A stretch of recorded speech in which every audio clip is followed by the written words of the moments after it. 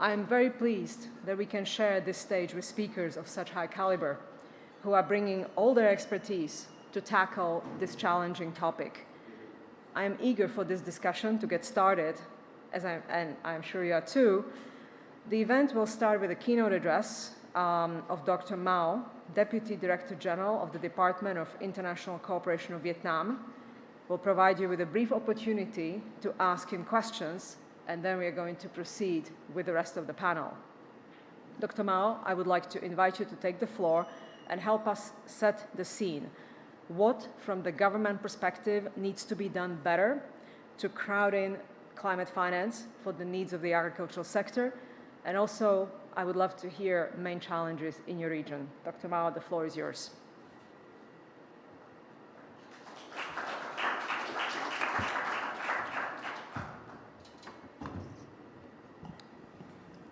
Good morning, everybody.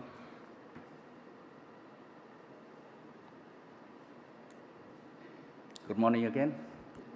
Yeah. Thank you for the facilitator, ladies and gentlemen. First of all, I would like to thank the organizer, every here, to invite me to this important event on financing the transition of agriculture. Sustainable agriculture and food security are among the pillars of Vietnam's socio-economic development strategy from 2021 to 2030, in which we prioritize the development of eco-farming, low emission, and climate-resilient agriculture associated with the livelihood improvement for rural residents. The agriculture sector plays a very important role in the development course of Vietnam, which ensure food security, environmental values, and biodiversity conservation, and also plays an important role in the strategy to reduce the greenhouse gas emission and carbon sequestration to achieve the country's NDC target. To reduce the methane emission by 30% compared to 2020 and net zero emission by 2015. The government of Vietnam pays high attention to mitigating climate change and is actively implementing its international commitment in an accountable way to join the global effort, such as the Global Methane Pledge, the Glasgow Declaration on Forest and Land Use, and just a couple of days ago at the COP28, Vietnam joined with 134 leaders of state and government to endorse the Emirate Declaration on Sustainable Agriculture, Resilient Food System, and Climate Actions. Vietnam has ambitious NDC commitment with the quantified mitigation targets in the agriculture sector, particularly from the rice subsector. The Ministry of Agriculture and Rural Development had issued the action plan for reducing greenhouse emissions, including the methane in agriculture and rural development sector to 2030. However, the cost of responding to climate change is increasing, accounting for 3 to 5% of GDP of Vietnam, while the public budget can only meet nearly 30%. Like other developing countries, Vietnam is facing a big gap in financing needs from implementing very ambitious NDC targets and transformation towards the low carbon agri-food system. Therefore, we must prioritize the most economically feasible mitigation measure, as the rice paddies are a significant source of methane emission, but major GHG mitigation technologies exist, and Vietnam is prioritized to widely outscaling them. Recently, the government has approved the proposal on sustainable development of 1 million hectare rice with high quality and low emission associated with green growth in Mekong Delta until 2030, with the main focus on method of reduction, utilization of improved water management, fertilizer management, and straw management to minimize greenhouse gases. Alternate wetting and drying is a water management technique developed by IVRI, where farmers alternate between flooded and non-flooded conditions in rice fields. This reduces methane emission by 45% on average. Rice straw management. Proper handling of rice straw can impact methane emission. Timely incorporation or removal of rice straw for other purposes rather than burning. Second, partnership cooperation. There are a number of projects, both technical assistance and financial investment, working on low emission rice products such as IRI, FAO, especially the World Bank funded project VN-SAT, that focus on capability building technical process, increase,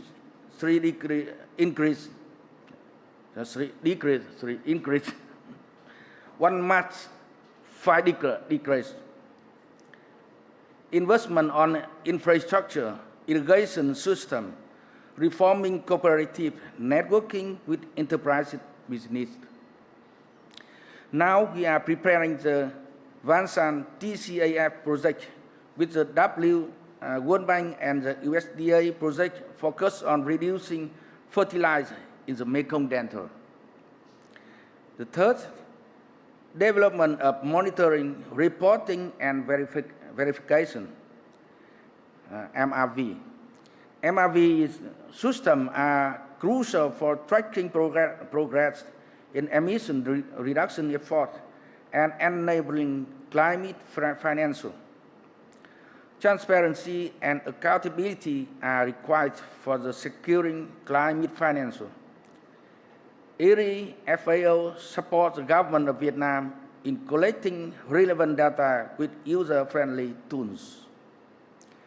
The crop production department under MAT is now trying to set up and preparing the guideline for MRV for rice production. We need MRV system in order to incorporate with the climate action plans and links to green bonds, blended finance, Article 6 carbon markets, and other types of financing. It is time to act now. On behalf of Ministry of Agriculture and Rural Development, I would like to sincerely thank the IRI, FAO, CGA, IAR, World Bank, USA, the international community and donors, non-government organizations, business sector, and all of you for the valuable support for the agriculture and rural development in Vietnam in general and for the rice sector in particular. We look forward to your continued support and assistance in the future to implement our National Action Plan for Agriculture and Food System Transformation and 1 million hectare rice with high quality and low emission in association with the green growth in the Mekong Delta. Thank you very much for the attention.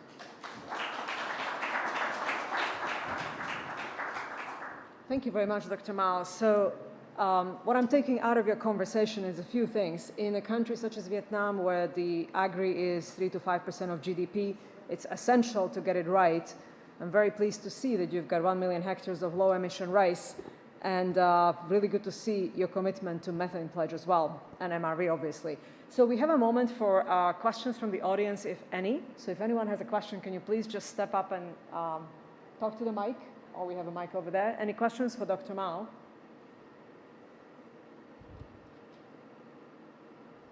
No? Okay, so Dr. Mao, thank you very much for joining us. Oh, there's a question.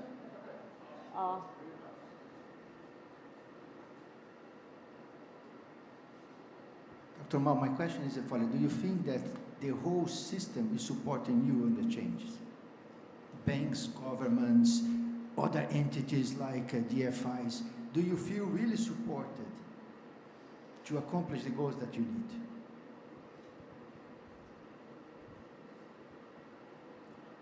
Of course, you know that our Prime Minister have a very strong commitment that we will get neutral in 2050.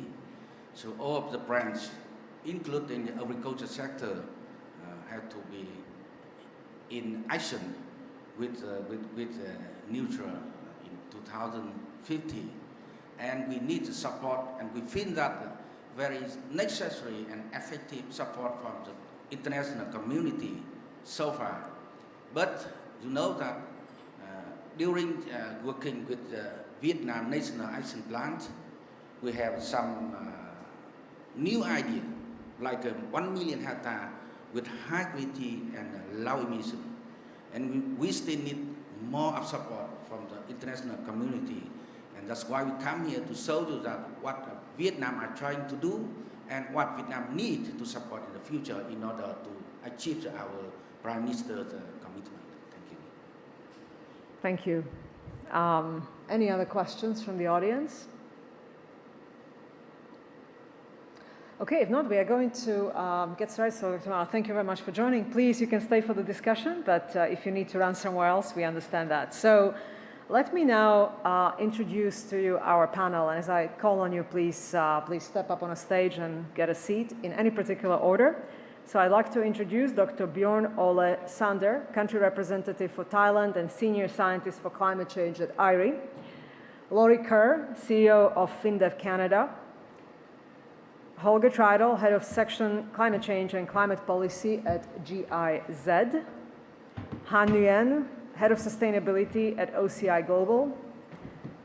And Wagner Albuquerque de Almeida, Director of Global Manufacturing, Agribusiness and Services at the International Finance Corporation, and Owen Hewlett, Chief Technical Officer at Gold Standard Foundation. So before we start the panel, I would like to ask each of you to ponder the main question of our event, which is how we can best match innovative financial mechanisms to the climate-friendly technologies and practices that are being developed by all actors of the agri-food supply chain. And we're going to start with a scientific perspective.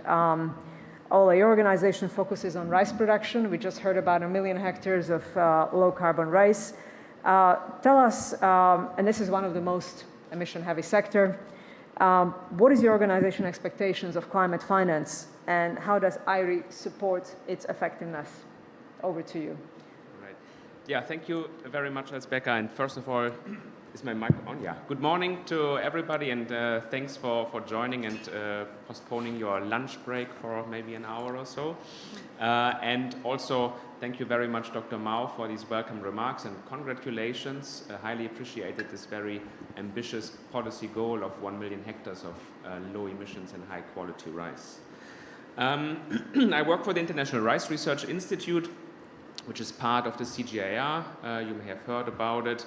It's the International Research Center Coordination Act for Agriculture, and I'm particularly focused on greenhouse gas emissions and greenhouse gas mitigation. So, as you may have heard from Dr. Mao's welcome remarks, rice is a big greenhouse gas source. It produces methane. It's the second biggest agricultural methane source after livestock. And in many rice-producing countries, it's actually the biggest greenhouse gas source after energy production. It's comparable to the transport sector. So high emissions, but also for that high reduction potential. And that's what we have been working on for about 2 decades now, developing options for reduction that benefit farmers, or at least that don't disadvantage farmers. And there are basically 2 options that also Mr. Mao has mentioned: changes in water management, changes in residue management that have very high potential for reduction. And I think we're going to focus a bit more on the water management aspect because it is it has a bigger reduction potential.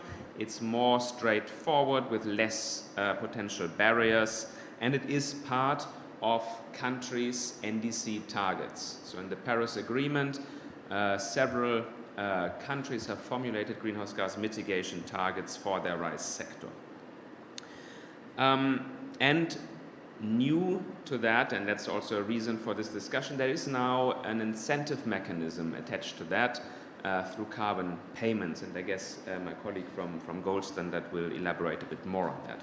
So what we are doing to support this process is on two sides. One is around policy support. So currently this is a new development. There are in many countries no regulations, no guidelines, no policies around carbon markets in agriculture. And what we try to do is provide information in an easily digestible way, produce knowledge products that people can get up to speed, and also help facilitate discussions. So we bring together governments from different countries and facilitate exchange and discussion among them. Second point, and I think that's my main point, is on monitoring, reporting, and verification. It's very important in my view that a transparent MRV system is attached to any payments in the agriculture sector.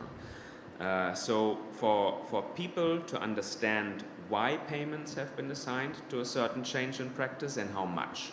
We're in the fortunate situation that the IPCC guidelines are pretty detailed for rice. There have been lots of measurements, the mechanisms are established, so we can work with those to estimate what are emissions under current conditions, under current practices, and with a change, what are the new emissions. And for that we basically need two things. One is a greenhouse gas calculation tool that can be very simple based on these IPCC guidelines, or more complex greenhouse gas models. We work with both. And of course, that needs input data. We can look at bottom-up data, so collecting information of farmer practices on the ground through surveys, but also through appraisals of experts in the region, extension people who work in certain boundaries. And we can look at top-down information. So how can we use remote sensing and satellite data to understand what are current practices in the field and what are changes that happen. And that's particularly important for us because these remote sensing observations can really be a good verified, validated mechanism for practices on the ground. And again, what we advocate for is an MRV system that's open, validated, and uses data that are accessible. We can look at cross-comparison with different methods, but this kind of transparency is something that we're committed to and that we hope to bring into the system. And the last point, this is also not only necessary for any carbon markets or carbon payments, it's also important for the NDC goals. So countries have made these targets for 2030, but we don't know what is the current progress, where are we, what are practice changes. If countries say 100,000 hectares of low emission or 1 million hectares of low emission rice, what is the progress towards that? And these remote sensing-based MRV systems can help with that. Thank you. Thank you very much. Thank you very much, Ole. So first of all, thank you for putting a context into what Dr. Mao was talking about and why is it so important to deal with the emissions from humble grains of rice. Who would have thought it? It's the emission of the transport sector. Let's just let it sink in and let it sink in that this is one of the few COPs that we're actually talking agriculture. It is important. The second thing I'd like to take forward in a conversation is the focus on water management. I don't think we spent enough time on that, but let's just park that for now. And the third thing, I'd like to plant a seed, pun intended, to Wagner and Laurie, because you talked about MRV, monitoring, reporting, and verification. If we want to pay farmers to do something right, if the financial institutions are going to design something that pay farmers, we need to do it right. And you gave us a good background on what it takes to get it right: open, transparent, verifiable, validated, et cetera, et cetera. So thank you for putting this in place. So now we're going to go to Laurie. Laurie Kerr is the CEO of FinDev Canada, Canada's bilateral development finance institution that supports development through private sector. So Laurie, you have financed quite a bit of agriculture, quite a bit of agribusiness. Can you just tell us what are the main challenges that you are seeing when financing agri-sector in general? Over to you. Thank you so much. It's a pleasure to be here, and thank you so much for those wonderful opening remarks. I'm going to take a little bit of a higher view there when I take a look at what are the challenges to the ag sector. And it's not just the ag sector, it's ag and ag related, because it is an ecosystem. One of the biggest challenges is the diversity of actors, right? We're talking about smallholder farmers through mid-farmers. We're talking about a variety of input providers to large integrated corporates. Plus, there's the infrastructure and the whole logistics value chain as well. So ag is just one piece of a much broader sort of ag and ag-related sector. And there's no one-size-fits-all, obviously, when we're talking about financing solutions. So the first challenge is just, it's very diverse, lots of different actors. But there are many other challenges to the sector that we need to take into account when we're looking at our financing.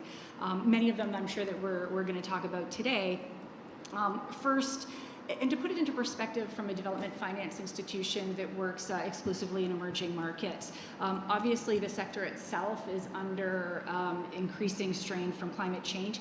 80% of the global population that's most at risk of crop failure from climate change are in emerging markets in sub-Saharan Africa, in South Asia, and in Southeast Asia. There's obviously threats from biodiversity loss and water stress, as we just heard, really important for us to take into consideration. Increasing food security for all the reasons that we know with the existing population. And when we also think forward of 10 billion people living on the planet by 2050, we really need to take a look at the productivity and the efficiency of agriculture. So from a development perspective, these are all the things that we're taking into consideration, not just how to feed now, but how to feed people of tomorrow and being less damaging to the environment. And contributing to biodiversity loss. So there's a whole mixing bowl of things in terms of challenges that we're taking into consideration when we're thinking about how we finance ag and the ag-related value chain.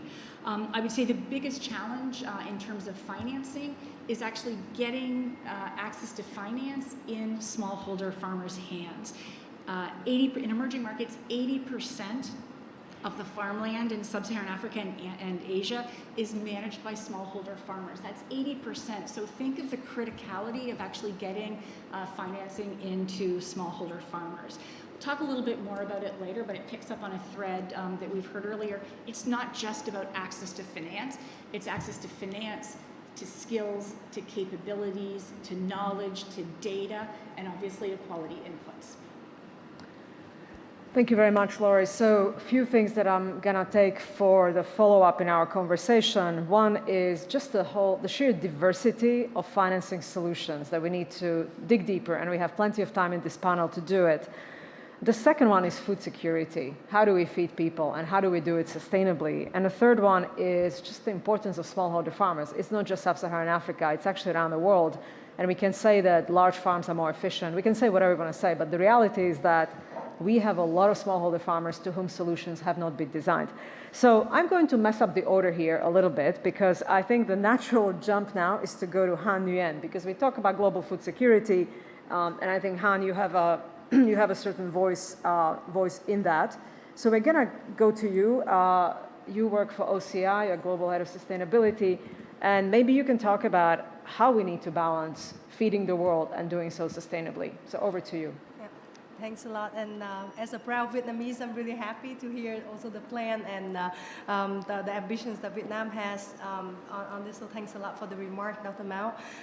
So I'm working for OCI, so we are a member of IFA, so thanks for organizing this panel and lending a voice to the fertilizer industry as well.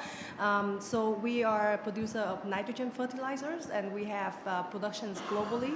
Here in the region, we have production here in the UAE, in Algeria and Egypt, and also in Europe and the US as well. So with this diversity, you also see that it's not a monolith of solutions that you have.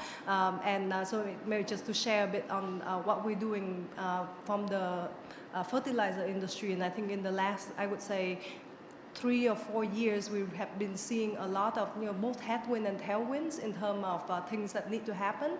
And the way I was think in my head, you look at the emission, greenhouse gas emission in for the nitrogen fertilizer, about 1/3 is coming from the production of fertilizer, of the ammonia mainly, right? And then 2/3 is happening on the field when the product is being applied, and that's the N2O emission, which is really a highly potent greenhouse gas.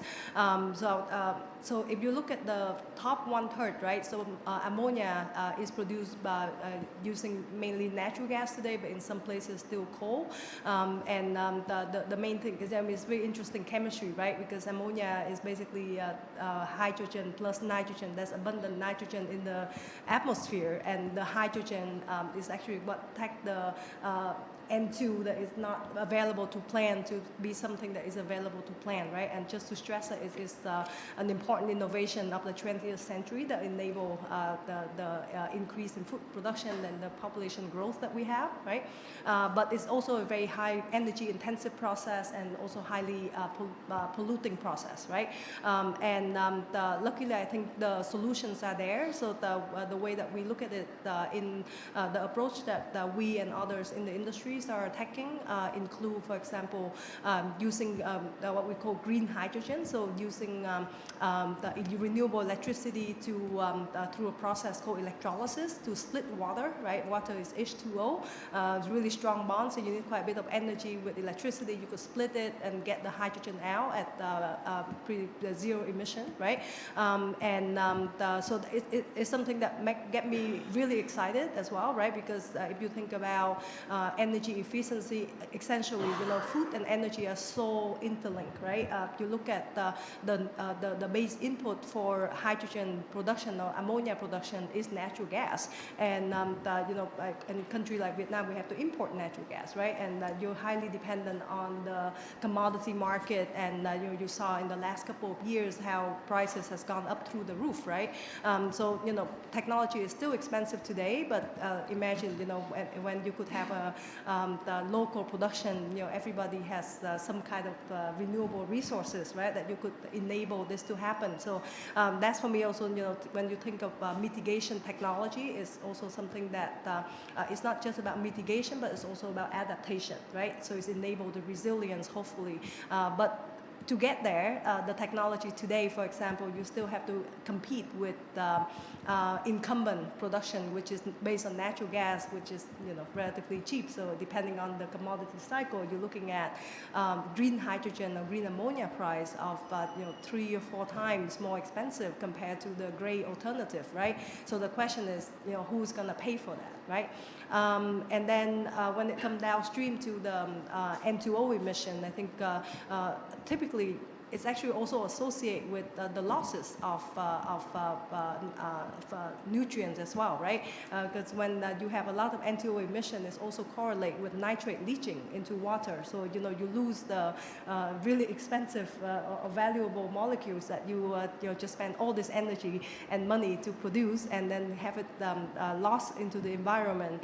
So as an industry and company, we also support the improvement of practices around the 4R practices that we promote, but also technologies like precision farming and enhanced efficiency fertilizers that not only reduce the N2O emission, but also save, you could reduce the amount of fertilizer that you use. So again, it's very much focusing on not only mitigation, but also adaptation and resilience as well. And I think these are the kind of thinking that we have in terms of how do you prioritize interventions and actions, right? And now, all these are well and good, right? And why, where we see hurdles in terms of adoption, I mean, it's unfortunately, I have to say, when we do invest in green hydrogen production, it is for the fuel market, and it's not for the fertilizer market. There's, not a lot of if you look at all the regulated scheme globally, right? In Europe or in the US, there's a lot of mandate for renewable fuel, which is great, right? So it's really enabled the development of these markets. And because of hydrogen, right, and ammonia being a hydrogen carrier, and hydrogen being the big for the energy transition, there's also a lot of pull for this production. And in some way, I take it that maybe we'll benefit later, right, as a ag industry. But it's quite disappointing, being to not having seen any regulated demand or regulations on this. So one note, though, I would say that if you are active in Europe, in Europe is the only place in the world with the there are more places now with the cap and trade system, but in Europe, the ETS system, the emission trading scheme, has been around since 15 years, and since we've been engaging with the European Commission since this year, and this idea of expanding ETS to farming. I'm not sure how politically attractive that is, but it's an idea that has been introduced and hopefully getting some leg. And I think that will, socialize the cost and make it a level playing field for people to be able to afford. And because some of these interventions are actually not that high cost, right? It's relatively low on the cost curve. I mean, green ammonia is on the really high end, but there's many interventions to reduce N2O and nitrate. So I'll leave it there. Thank you, Han. Well, you covered the waterfront here. So let me just highlight a few things that stood out for me, and then we can take a further conversation. So about one-third key point is that we have to tackle the whole value chain. There is no ifs and buts about it. And then you talked about that one-third that comes from the production, and we know how to deal with it because there is a way to produce green hydrogen. And I know, Wagner, hopefully you'll talk about it when the time comes, because we know how to produce green hydrogen. We need a whole bunch of renewable energy, but it is doable. And we know how to produce blue hydrogen, which is partially decarbonized. Again, there is a technology, we need to do that. What you highlighted is the need for those materials for energy transition, which makes me very worried, because if we use all the ammonia for energy transition, we're not gonna have nitrogen fertilizer for poor farmers who are not gonna be able to pay those prices. But that's not a topic of today's discussion. And the last point you mentioned is the policy environment, and I think it's absolutely critical. So I would like to pass on the mic to Holger Treidel, Head of Section of Climate Change and Climate Policy at GIZ. Holger, so I would love if you can help us anchor this conversation in a climate policy context. And what do you feel need to happen in agriculture to meet the global climate commitments? Thank you very much for having me here at this event. Let me start by saying that the sector agriculture and food systems is key if we want to achieve our global climate change objectives. We heard that it is responsible for almost 1/3 of global greenhouse gas emissions. And besides that, it is also a key driver of degradation of land, of soil, of water, and of biodiversity. So what we need to do is to look at our policies and to provide the right incentives to move towards a low emission path in agriculture. So far, we may know the numbers, globally $800 billion per year are going as public support into agriculture, and not all of these funds are providing the right incentives. Some are providing incentives that actually impact negatively on the environment and on climate. So it is important to look at these. And there is, for example, non-targeted input subsidies, which can have impacts that are not intended. Give you an example of Kenya, for example. We have 50% of the imported fertilizers that are going into the production of maize. And that, of course, is disincentive for having a more diverse agriculture. Besides having an impact also on the nutrition of the population, which is very heavily maize-based. So what we need to do is to further target the subsidies and to have them to come along with measures that are, let's say, complementary, such as good soil management practices, such as other subsidies on liming of soils, organic fertilizers, and there is a huge potential also in increasing, and you will know that best, in increasing the use efficiency of mineral fertilizers, and that has a huge potential for mitigation as well. So this point, what I want to say, I think there is a big multi-billion-dollar opportunity if those funds are repurposed, if the incentives are set in the right way. I think that can make a big contribution on setting agriculture on a track towards a low emission.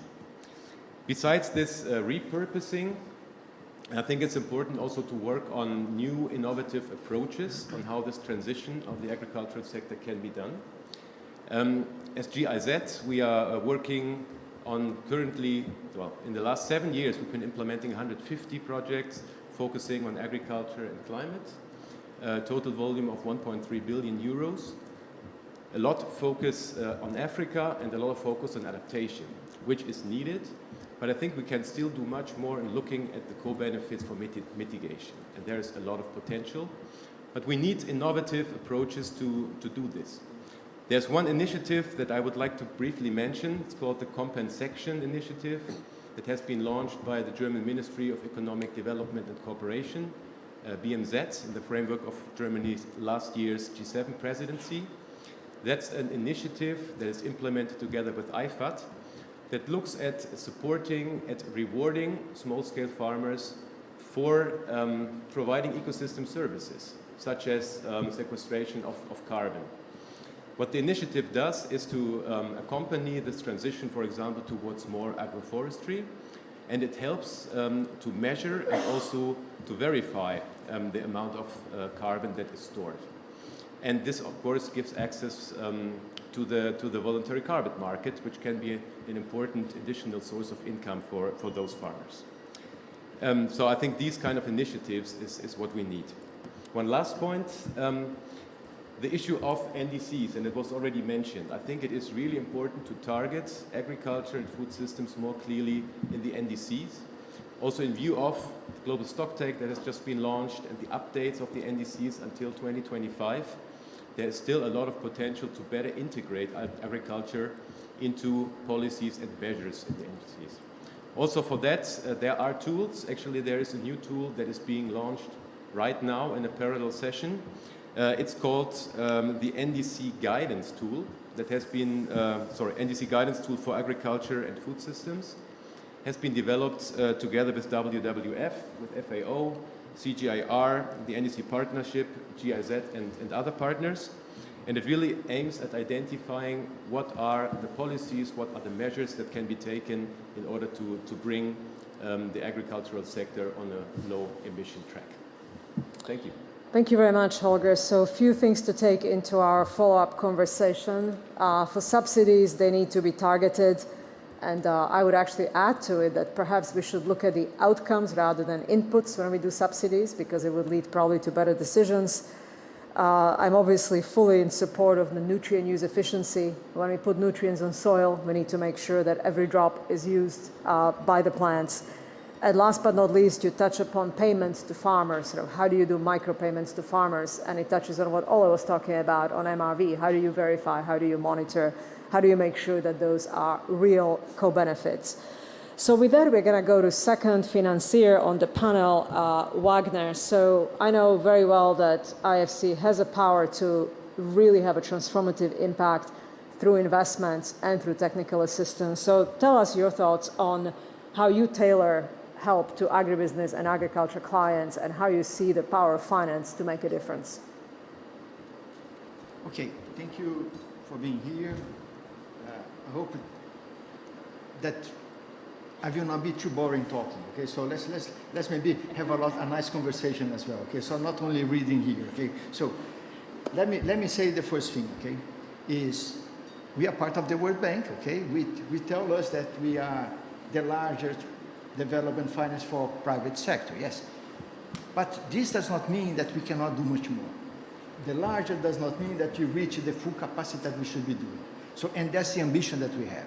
The ambition that we have, particularly on the agri side, is to do maybe in the next 4 to 5 years what we have done maybe in the last 10 years. So that's what we are looking at.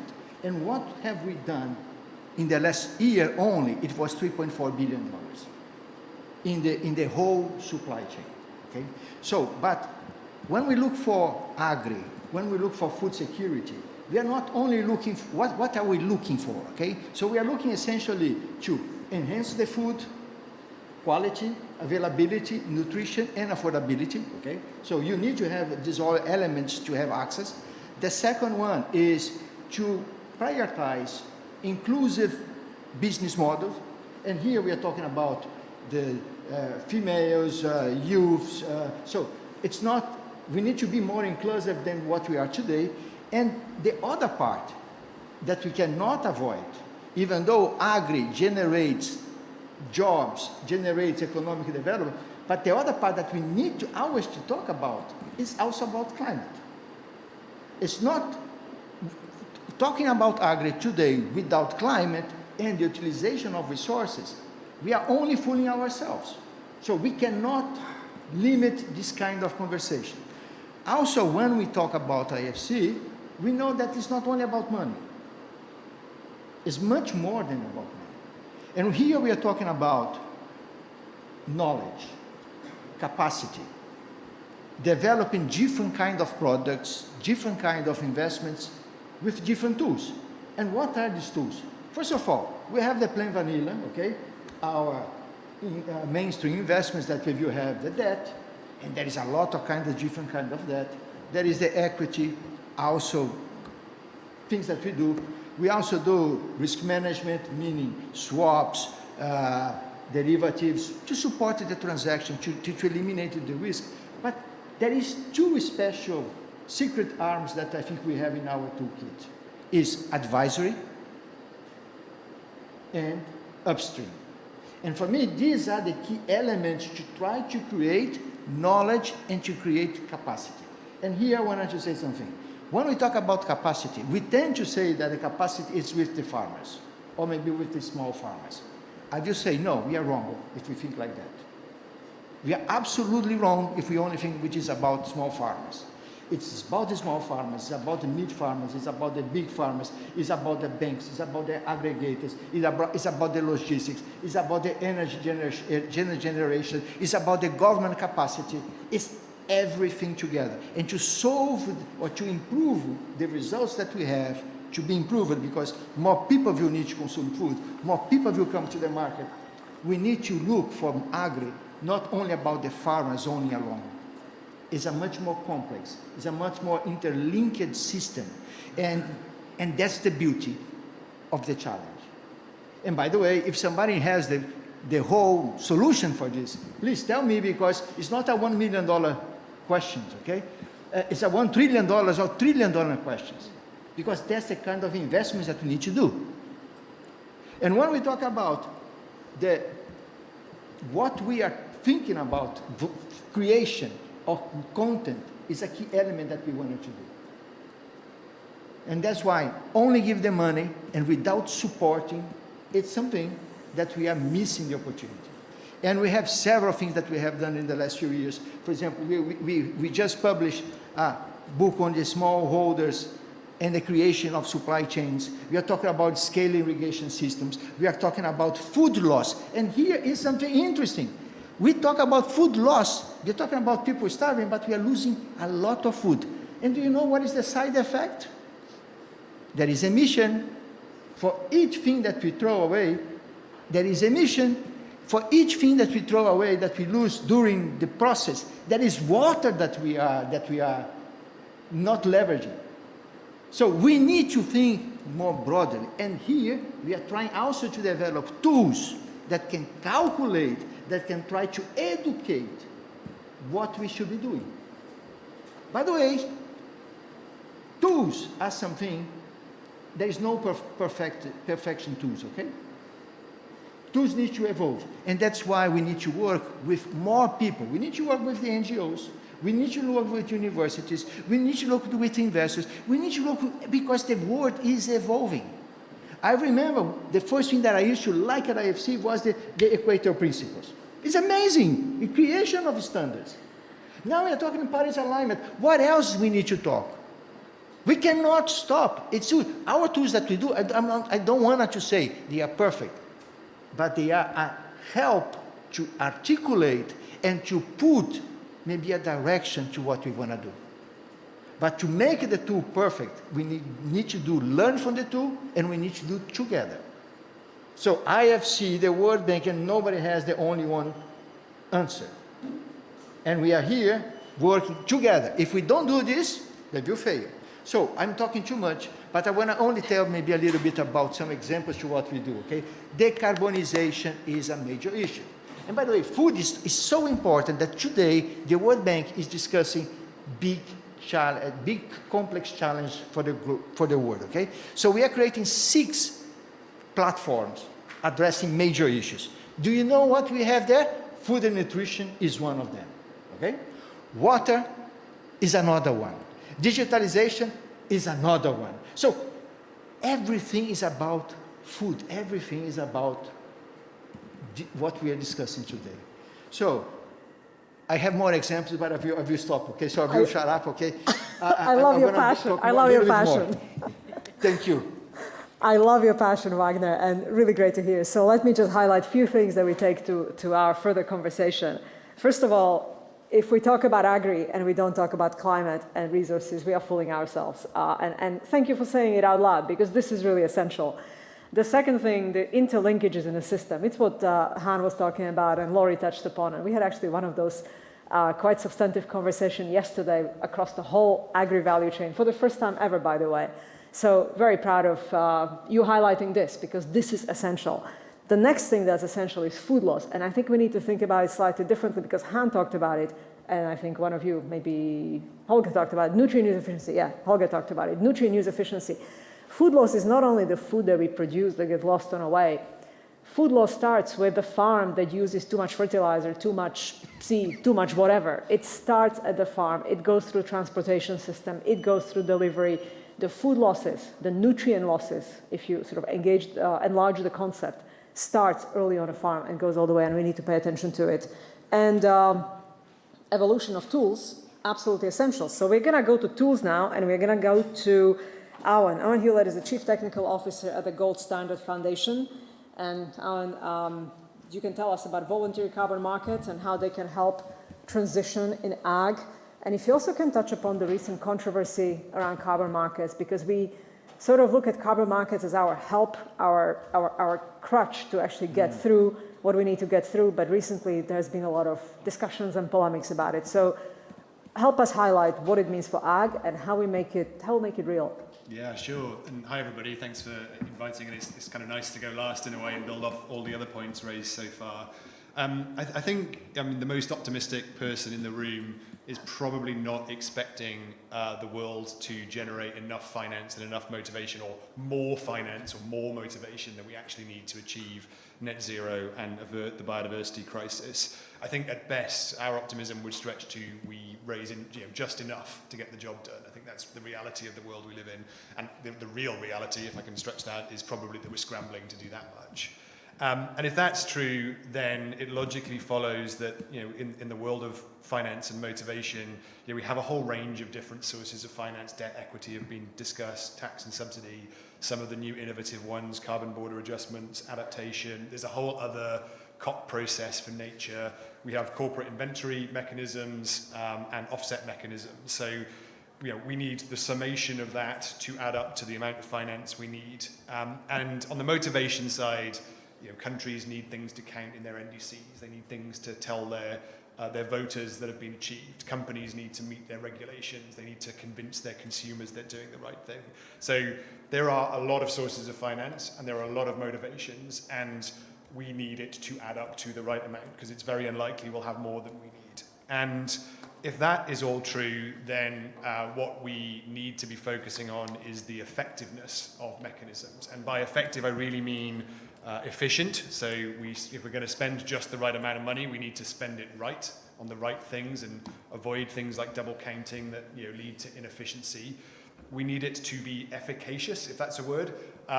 We need those motivations to be met, and we need them to be communicated, avoiding greenwashing and misinformation, because that undermines trust and reduces effectiveness. And so I fully agree with what Wagner just said, that what we're looking for is good. Perfect is unattainable in these tools, but we do need good.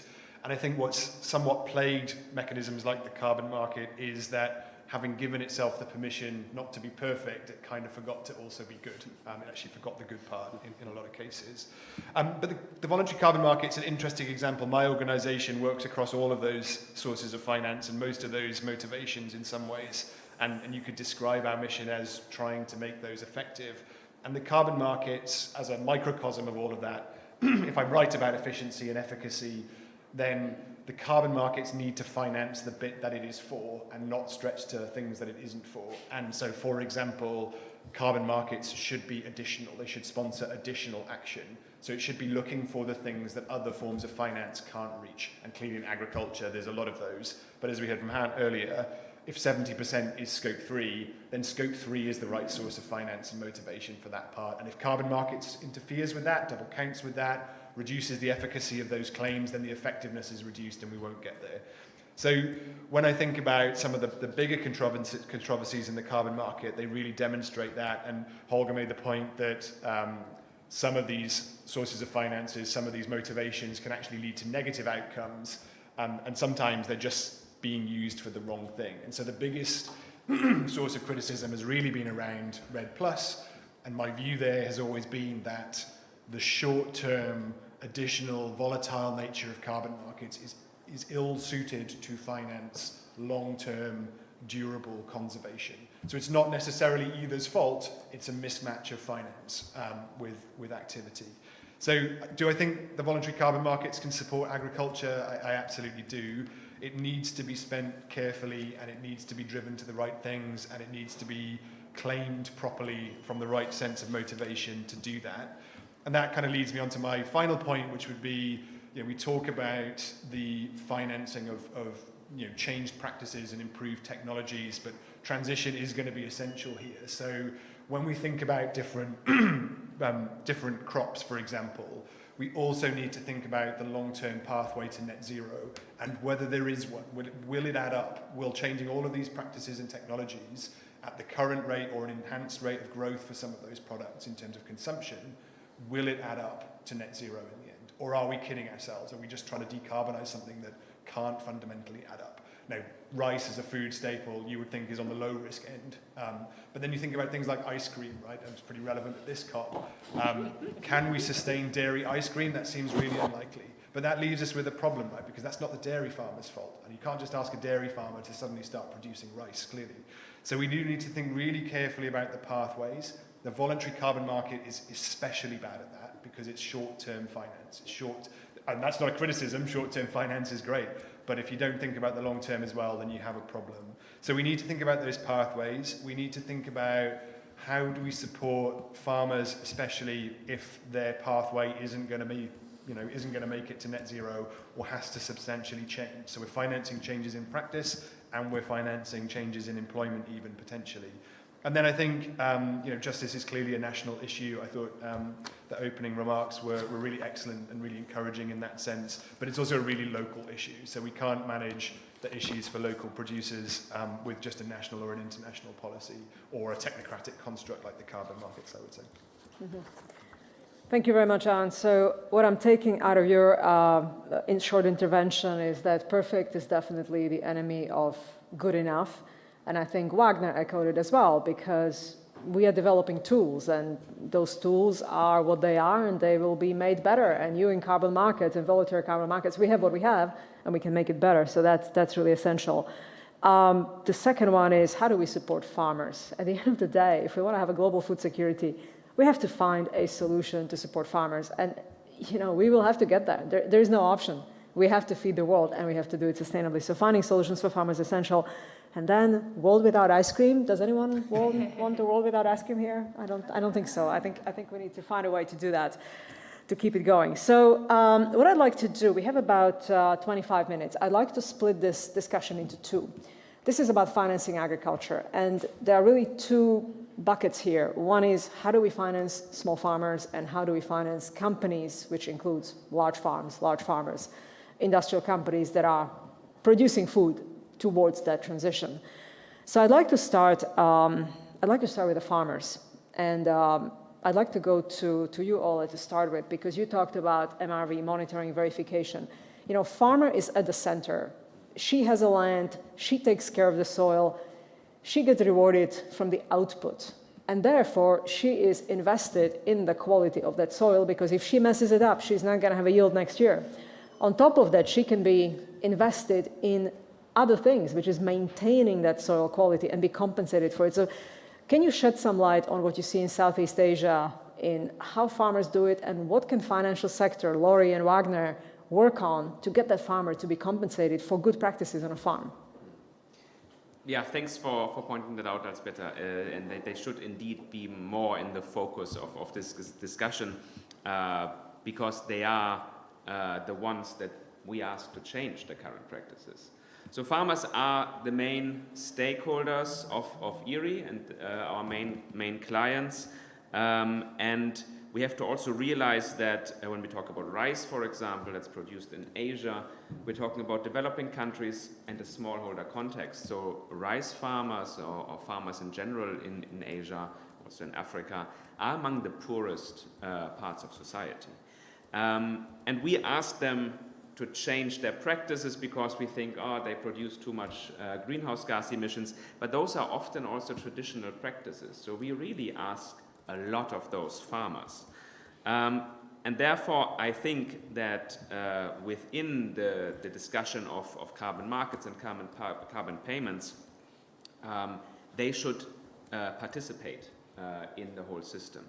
And we at Erie advocate for a fair participation of farmers, and we look at questions,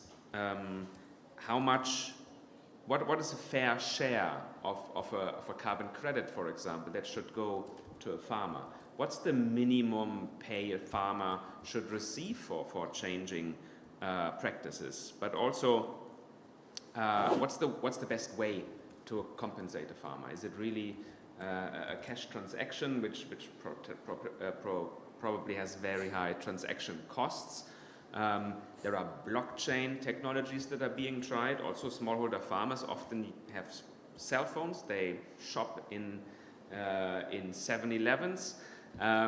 So that's a way that's very interesting. But also, can we look at community approaches where a community decides to switch to low emission production and then gets a benefit for the community, machinery, free irrigation canal maintenance, or those things. So sorry to interrupt you, but do you have a number of what would actually incentivize a small farmer? You know, we know what carbon credits cost in Europe. So what is the number that makes sense to a farmer in Southeast Asia, rice farmer in particular? It depends a bit on the context, and it depends a bit, is that the only incentive, or is it just one part of the incentive that farmers receive? But, I mean, I've worked a long time in different countries in Southeast Asia, and $100 per season or per year is something where it's really meaningful, becoming attractive. And looking into rice and how much we can reduce, that's definitely possible with a little bit of an increase in carbon prices, so that we are in a region in terms of pricing where it starts to become attractive for farmers. Interesting. We need to actually get there. So let me go to the bankers now, Laurie and Wagner. So I know you mainly finance small farmers through aggregators, right? You are aiming at folks like ETG in Africa and various financial institutions. So how do you see the evolution of that financing landscape? And maybe Wagner, you go first, and then Laurie goes after. Okay, I was taking some notes here, some ideas. Okay, so I like to type. Okay. I think yes. So far, I think we to reach small farmers, we were using a lot banks, traders, yes, and I think we need to find a different way to do this. Sometimes we also use some digital platforms, but I think we need to find a way to how to reach these small farmers. We have difficulties. We don't have capacity. Okay, so what we are trying to see is with who can we partner to do like that. For example, I I think it's a good partner for us to do that. Who else? What I'm really discovering for the last year is the food processor, the big food companies, they are looking more and more to the small farmers. They have support. I think we also can have a way to reach this via participating in these supply chains. But we need to continue to work on the capacity of all actors, okay? So again, it's not only about the small farmers. We need to have something specific for that. Also, what we know in some of the markets, they lack organization. We need to organize them. We need to create co-ops. We need to help them to gain scale and not be alone. Also, we need to understand that they don't have margins. All the margin is being extracted for other parts of the supply chain. We need to find ways to share more the margins because we are asking them to make investments and to decarbonize. I'll give an example. We want to do regenerative ag. Okay, costs some money, yes? And also there is a potential increase in the reduction of yields during the first years. That's what we expect. So how can I ask somebody to make an investment if they don't have margins, if they don't have capacity, if they are not organized? So also we need to change the mindset. A small farmer is a small business. It's not a subsistence business. They need to make money. That's part of the role that they need to do. Also, I think we need different instruments to finance. I love carbon credit, but I met some of these. So why I do? I don't receive anything. I receive a fraction of the fraction of the fraction of the carbon being generated. Is this right? That's something that we need to think about. Also, how we use a blended finance. Blended finance is a key element to try to reduce the risk. The risk, what? What is the risk? The perception of risk. Second, the transition, the mitigation, everything else. Also, we need different insurance products. And because we cannot do everything by ourselves, we need capital markets. We also need to create ways to securitize access to local currency. Because when I offer a transaction in hard currency to a small farmers, I'm creating maybe a problem in a few years' time with the devaluation. So we need to think also how we create the instruments. And by the way, if somebody is doing a good job, they should receive a premium. Okay? So so why I go to a local supermarket when I go buy organic, I pay a higher price. Is the higher price really going also to the farmers? So that's what they need to go. I am paying for that. We need to pay for that. They should, if you're doing a good price, you should have access to market and you have a better margins. And the final comment that I need to do, I think sometimes we are talking too much about the sticks. Too much about what about the carrots for the people? What about the things that they need to do to change, then to have an impact? So, as usual, I spoke too much. Thank you. So, thank you, Wagner. So, Holger, I have a question for you. You will come after Laurie. The question is as follows. You talked about subsidies, and Wagner talked about a cost of transition. So, the logical question is, how do you repurpose subsidies to pay for the transition? Because if you're having a farmer that is taking the field from certain type of production to a different kind of production, maybe using a bit more organic materials, maybe use a bit of bacterial, microbial, you name it, there is a cost of the transition. Think about how the subsidies can be repurposed. But I'd like to hear from Laurie first, and then we're going to come to you. Laurie, what can Canada do? Canada is a big agri country. You know how to do ag. What do you do in your investments in emerging markets, and how can we do more? Thanks. And I have to say, I think maybe Wagner and I had very similar note-taking abilities here. So much of what I was going to actually say, Wagner has already covered, so let me just pivot off of some of the things that you've said.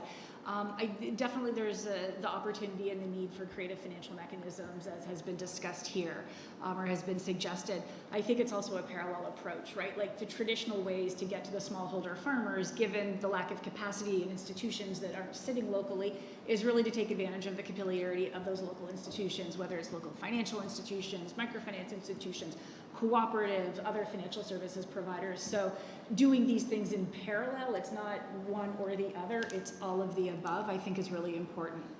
I think something that's super effective that has been touched upon as well is not just the access to finance, but again, the access to the technical assistance, the skills, the capabilities, the knowledge, the data, the technology. And so coupling financial offerings with this suite of other very impactful and tangible and outcome-oriented opportunities is really, really important. And I love the many comments I love. I like the comment about the long-term nature.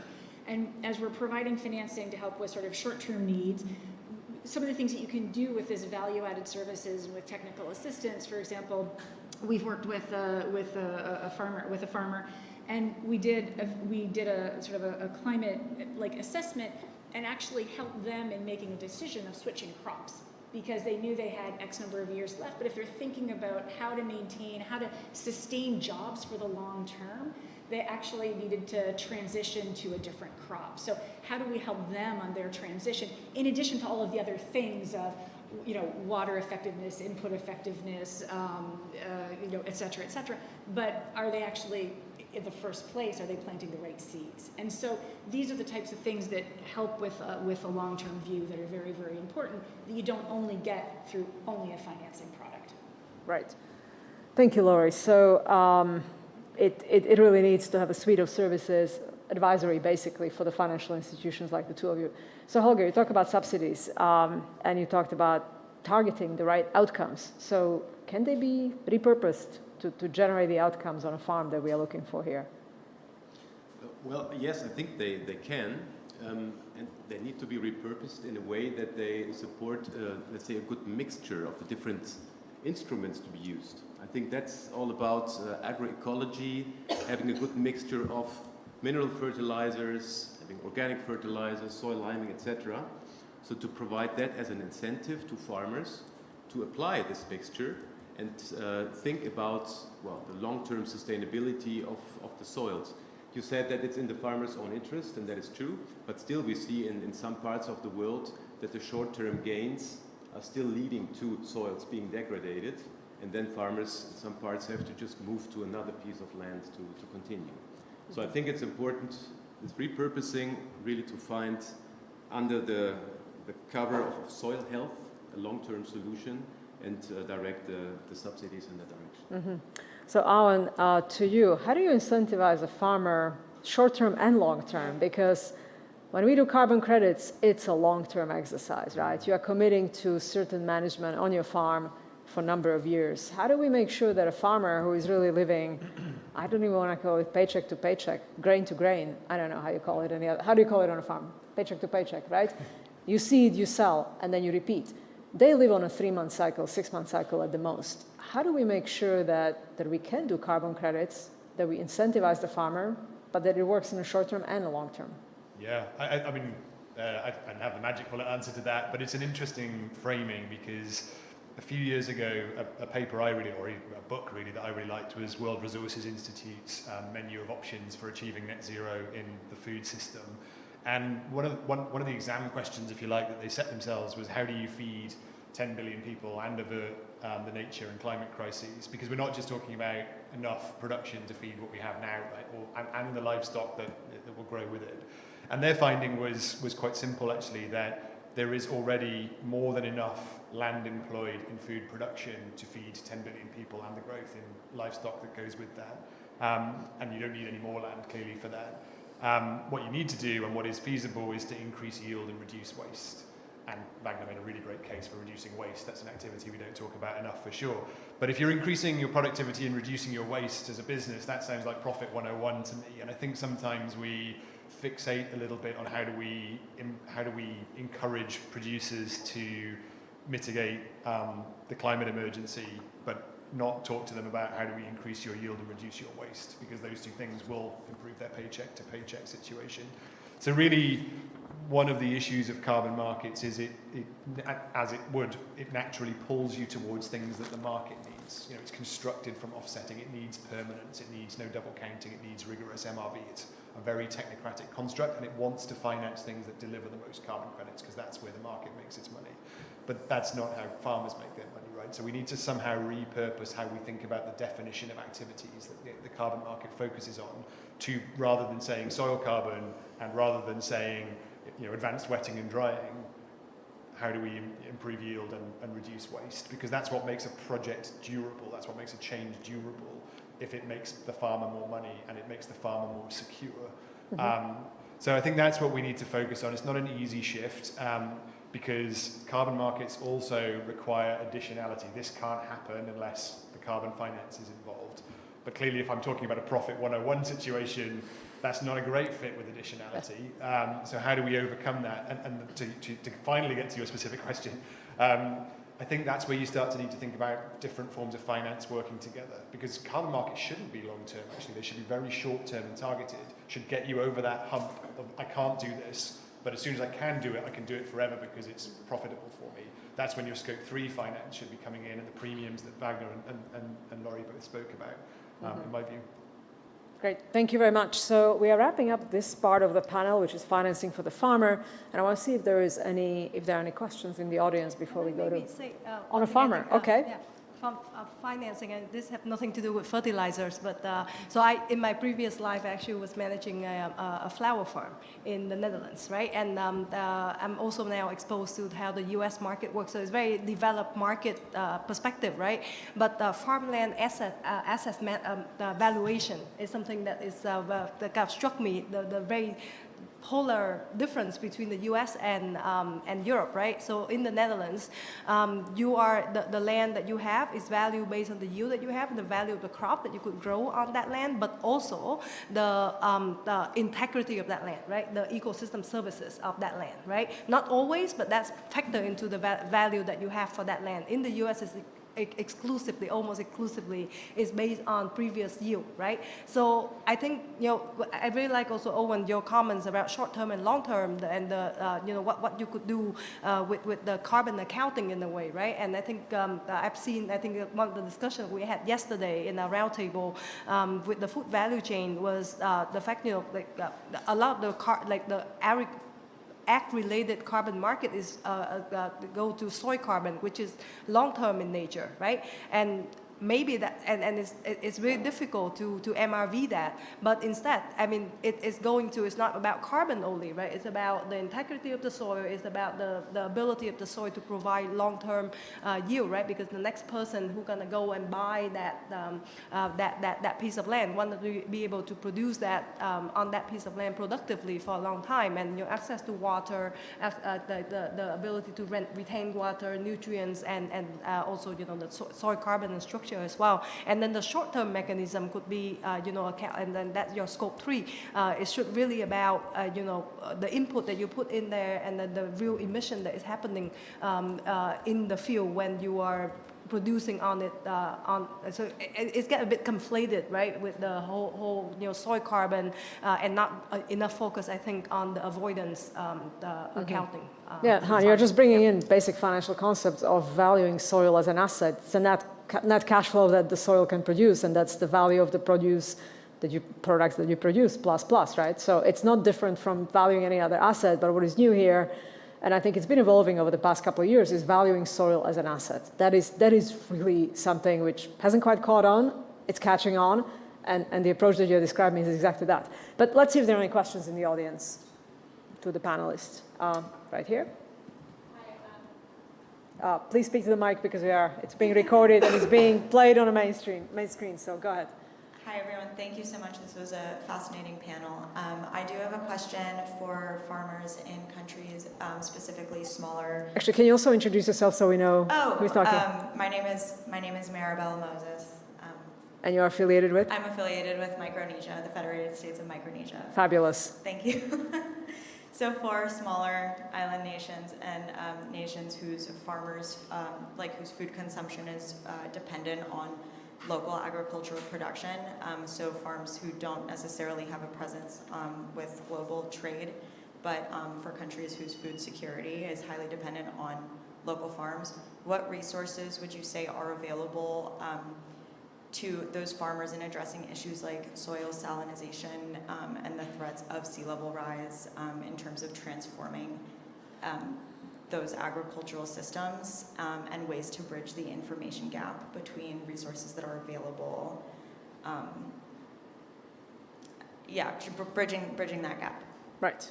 Great. So resources available to small farmers. Who wants to take it on? Wagner?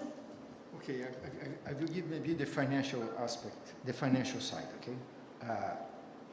I think the local markets, they are not, particularly in the places that we work, they are not really well developed, and that's something that we need to do.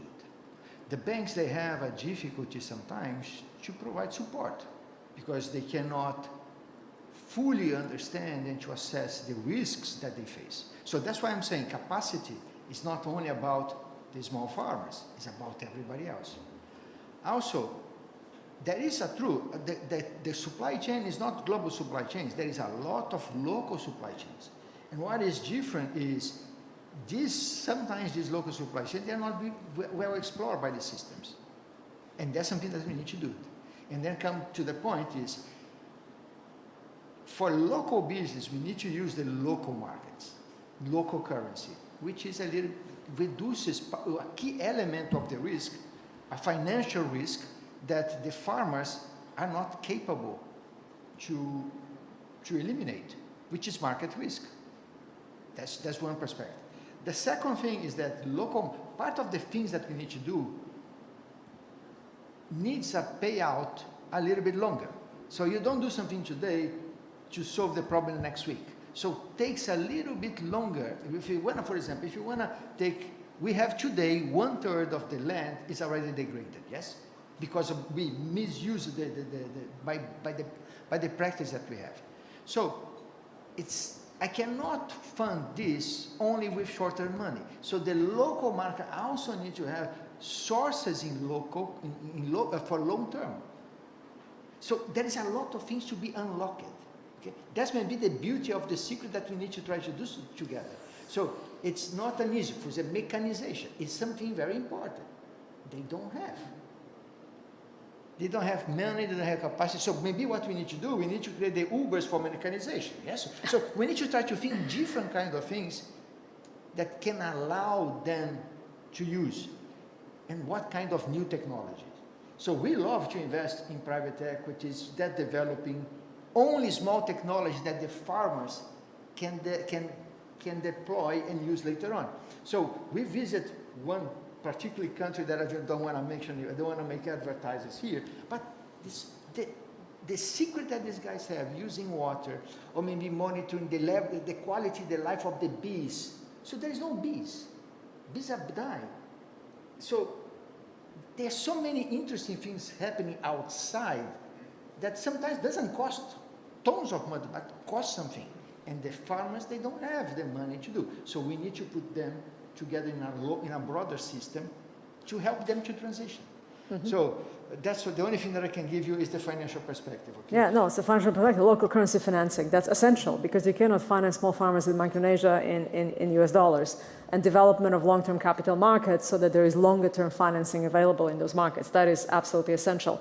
So let's see if we have one more question. Yes? And then we're going to move into financing for larger companies in ag value chain. Thank you.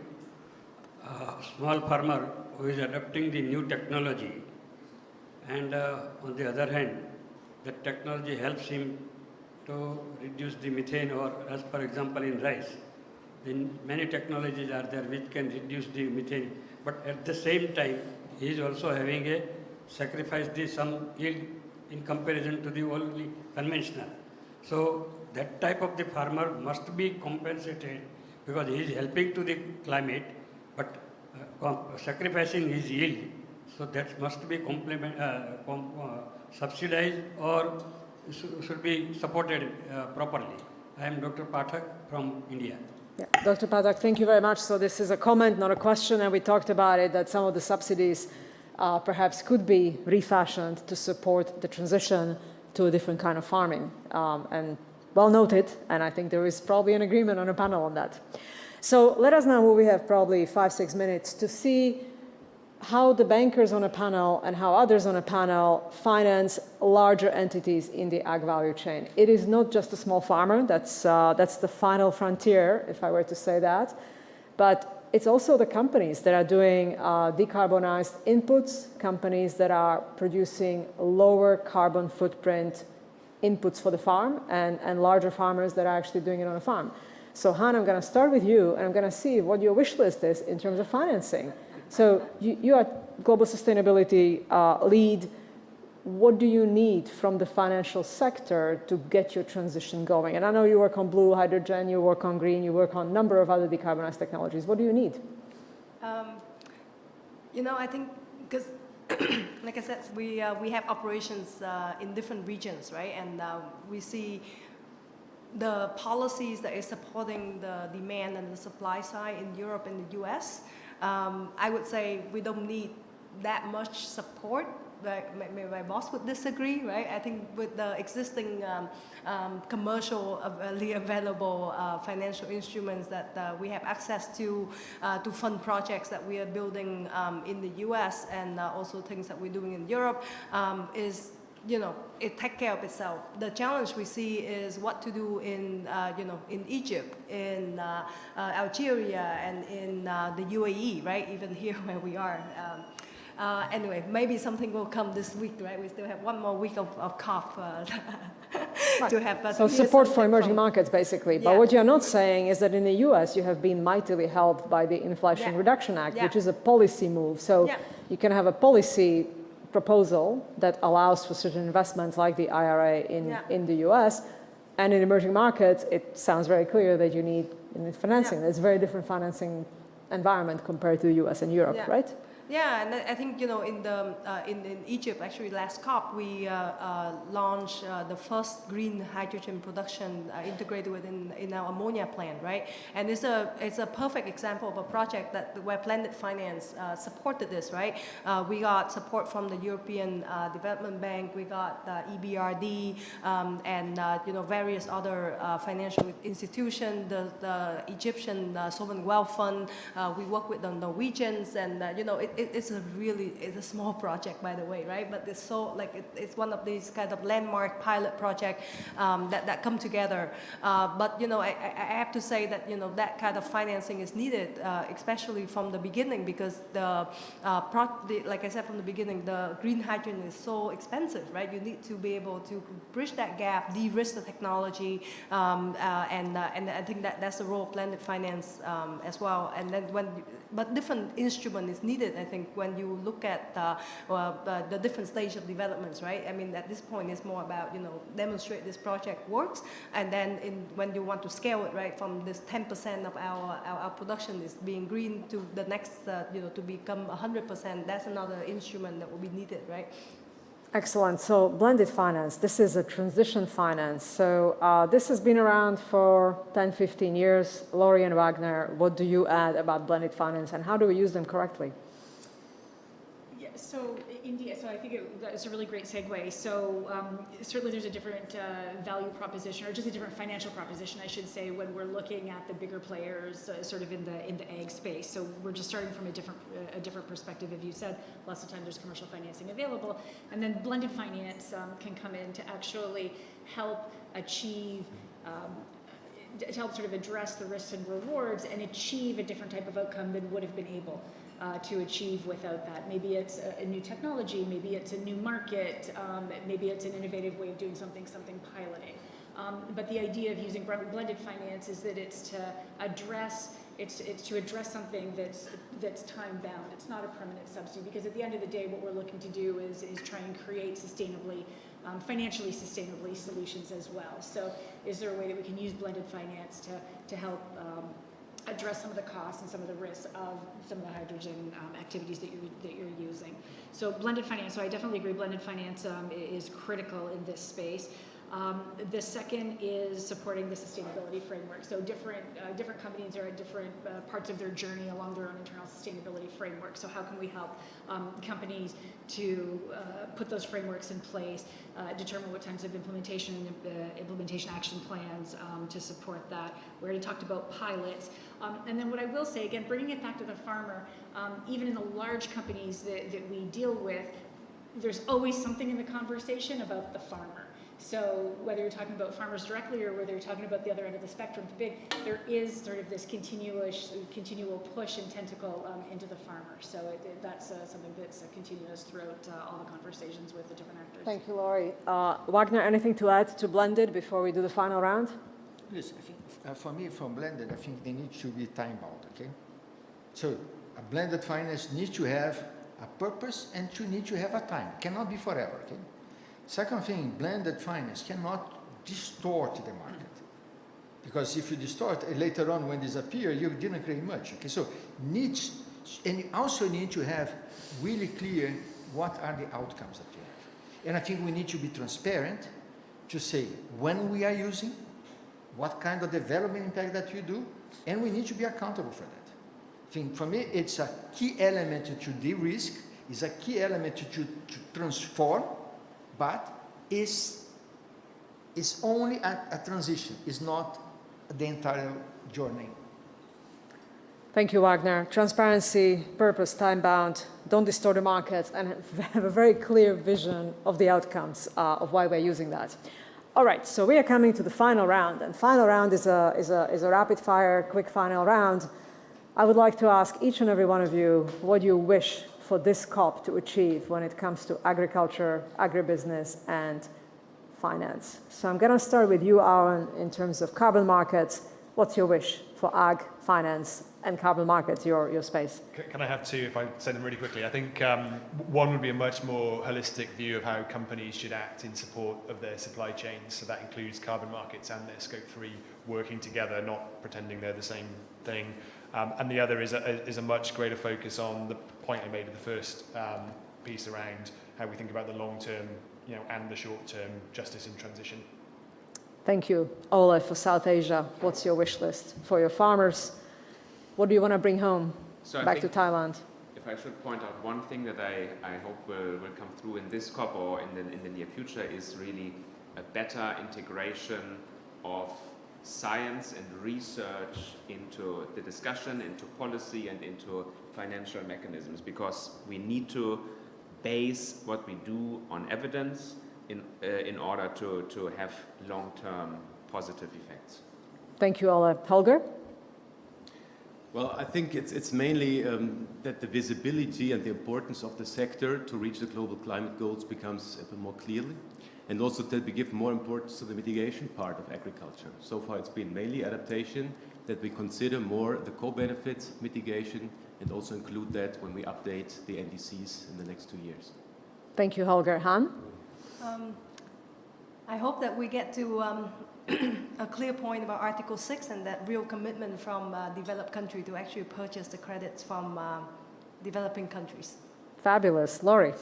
So I agree with everything. I'll take a little bit of a different approach in that the visibility of the intersectionality between with ag, with greenhouse gases, water, biodiversity, adaptation, resilience, and gender was mentioned very briefly. But in many sectors, we're trying to bring women into the workforce. In agriculture, in Pakistan, 70% of agricultural workforce is women. In Vietnam, it's 70%. So there's a huge gender angle there, but that intersectionality is something that's really, really important. So more visibility to that. Thank you for bringing it into the room. We haven't talked about it. And Wagner, you close us out. What's your wish list? My wish list is that the COP doesn't finish in the next few days. Do you know why? I think this COP needs to continue until the next one. So which means that we need to, whatever we gain today, we need to carry, and we need to use, we need to exercise. Because in the next COP, what I want is really to see that agri is consuming a little bit less water, that agri recover part of the degraded land, that agri increases the biodiversity, the agri is really supporting the small farmers, and that we have new technology to do much more. So COP cannot finish today. It's not only a paper, it's not only an open commitment. It's something that we need to take for life, and we work on that. Thank you, Wagner. It's the beginning, it's not the end of our work, and the work has to continue. Please join me in a round of applause to this fabulous panel. Thank you very much.